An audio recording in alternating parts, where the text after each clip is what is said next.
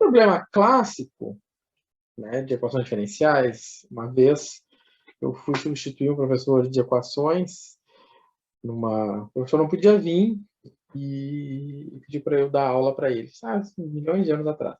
Aí eu fui dar aula e aí não sei porque o professor não soube explicar essa questão do tratamento radioativo, e aí eu acho que ele perdia muito tempo explicando a física do problema, e aí se perdia. Mas isso aqui, mais que o problema ele seja com plutônio, isso é um problema de porcentagem. Tá? É um problema de porcentagem. A física é de menos. Certo? Quando eu fiz essa questão, eu lembrei de um... Eu tenho um material, uma videoaula que explica um pouco essa física, né? Até vou deixar lá no Fórum de Ciências depois. Né? Que acontece que quando você tem um elemento radioativo, né, ele emite, ele faz as reações, aquelas reações, e ele perde massa, né? Ou seja, ele perde massa. A gente tem lá na física, na química, a gente sabe que quando você faz uma reação química, as massas não se perdem. Há uma conservação de massa, né? Então, no processo nuclear, quando você tem essas reações nucleares, você perde massa. Né? É o que acontece aqui, né? Você tem um elemento radioativo, então ele está perdendo massa. Então, o que acontece? Né? Aqui ele está dizendo para nós o seguinte: o reator converte urânio 238 em um isótopo de plutônio 239. Esses números são importantes? Não. É aquela história. Às vezes tem números que aparecem no problema que não fazem interesse para nada. Esse 238 e 239 são exemplos. Agora sim, vão começar a entrar os problemas.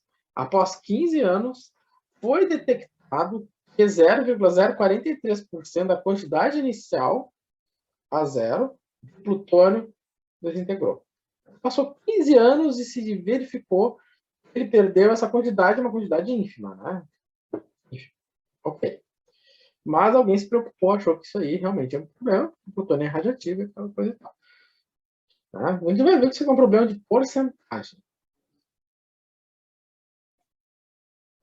Então, vamos aguinha. Encontre a meia-vida. Meia-vida, gente. Meia-vida é o meio da vida. Alguém sabe qual é o meio da vida? Não, eu não sei qual é o meio da minha. Espero que nem tenha chegado aí. Bom, ou seja, essas coisas radioativas, né, existe o que eles chamam de meia-vida. É quando, né, a população, vamos dizer assim, aqui eu tenho uma massa. Né, aqui, então, é quanto tempo ele demora para chegar na massa, ou seja, massa zero, quanto tempo ele demora para chegar na massa 0/2. Né? Ele quer saber quanto tempo ele demora para perder metade da massa. Eu lembro que os alunos ficavam assim, mas como?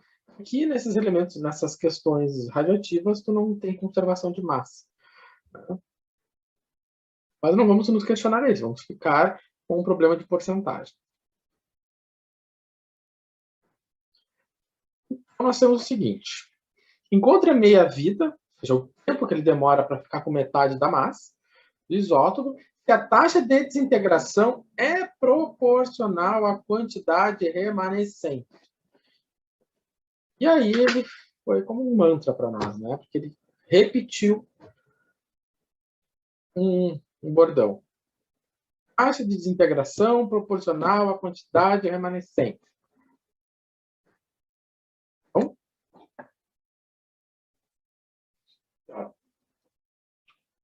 Bom, se não caiu a ficha de que ele está dizendo ali na última frase, vamos então pelo menos pegar as pistas. Então, o que é o A0? Massa inicial de plutônio. O que é o A? É a massa de plutônio.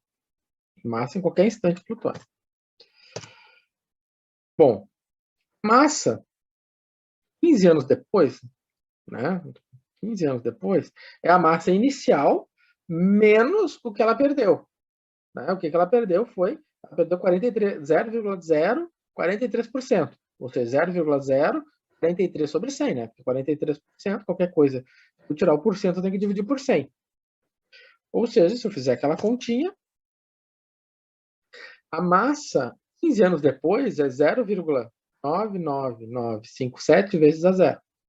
Essa é a massa, né, 15 anos depois.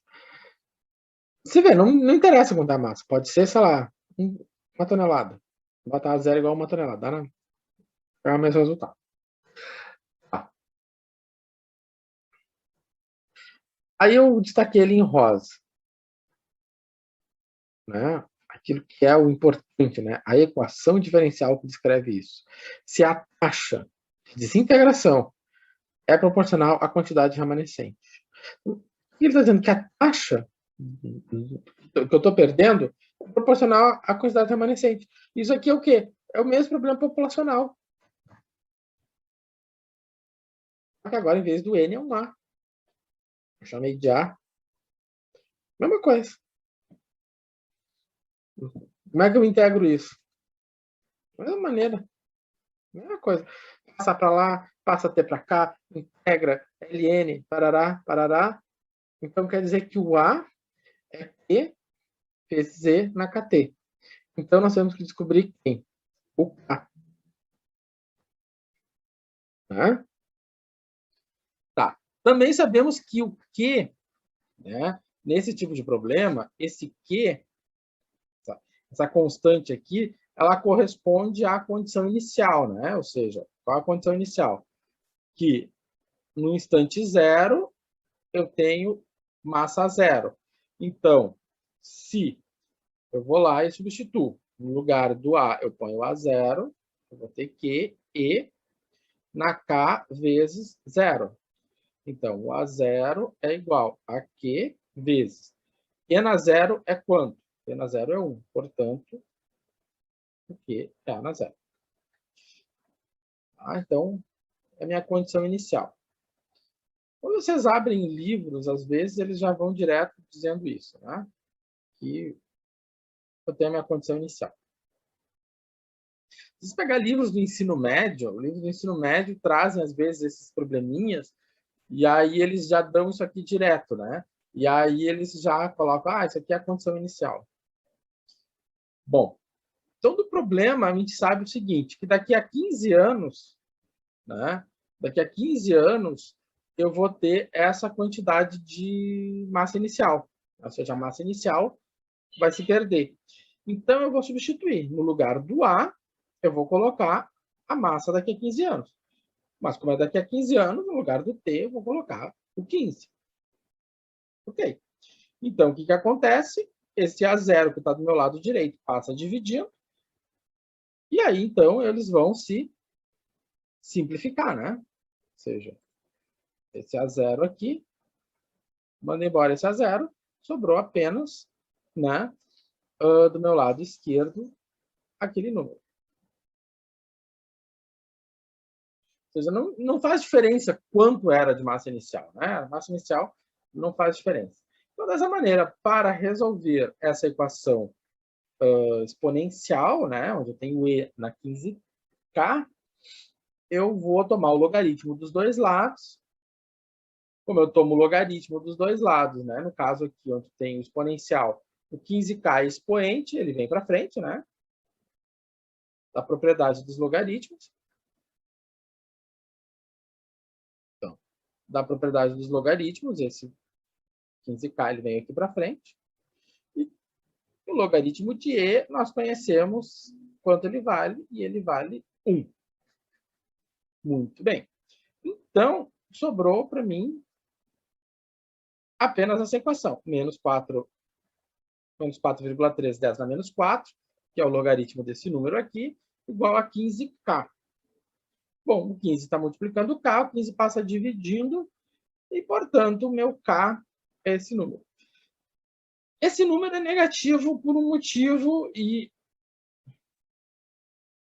ele tem que ser assim, porque nós estamos com um processo de decaimento. Então, nós temos um processo de decaimento, então a minha constante K ela é negativa. Tá? Então, faz sentido, porque a gente viu lá, desde o cálculo 1, a gente sabe que quando eu tenho uma derivada negativa, nós temos um processo de decrescimento. Né? Pois bem. Então, tá, substituo K. E aí eu tenho a minha solução particular, né?